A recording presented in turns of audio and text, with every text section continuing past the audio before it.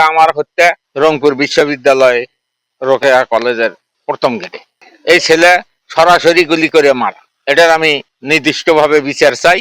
এখন আপনি ক্ষমতা পাইলে তবে বিচার করবেন, এখন তো পাবলিক। তো ওই জন্য বলি যে আমি যদি আল্লাহ যদি আমার ক্ষমতা দেয় তাহলে দেখবো বিচার, সকলেরই বিচার।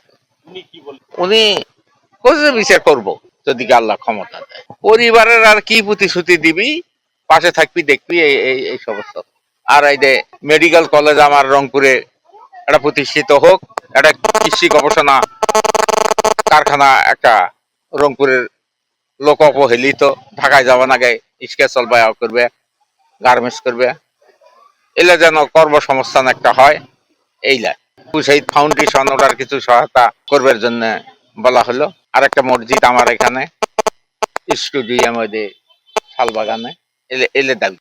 বললো যে আমি এখন আল্লাহ যদি দেয় ক্ষমতা পাই, যদি বাস্তবায়ন করবো। একমাত্র স্মার্ট সিটি বসুন্ধরা, আধুনিকতায় এক ধাপ এগিয়ে। আলহামদুলিল্লাহ, আমার বেড়ার ঘেরের সাথে কথা বললো, আমার বেড়ারা করলো কয়টা, তারপরে করলো যাওয়ার সময় কি কমেন আপনি, কি কমো আমার ছেলের হত্যার বিচার চাই, এই কথা বল না। আর তারা শহীদ হয়েছে তাসমার বিচার চাই, জানি আবু সাইদের বিচারটা চাই, এই কথা বল না।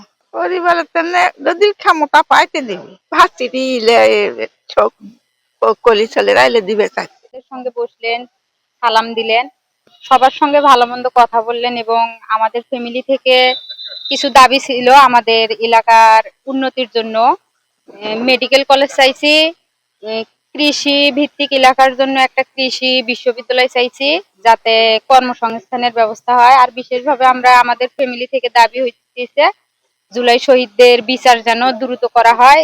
যেসব হত্যার আমরা রায় শুনতেছি ওগুলো তো আমরা সন্তুষ্ট নয়, যেন ওটা সঠিক তদন্ত করে সঠিক বিচার করা হয়, প্রত্যেক আসামিকে ফাঁসির আওতায় আনা হয়, কোনো আসামি যেন ছাড় না পায়, এটাই আমরা ফ্যামিলি থেকে জোর দাবি জানাইছি তার কাছে। যদি উনি ক্ষমতায় যায়, আল্লাহ পাক যদি যায় বা আল্লাহ পাক যদি তাকে সম্মানের জায়গায় নিয়ে যায়, উনি সবকিছু পূরণের আশ্বাস করছে।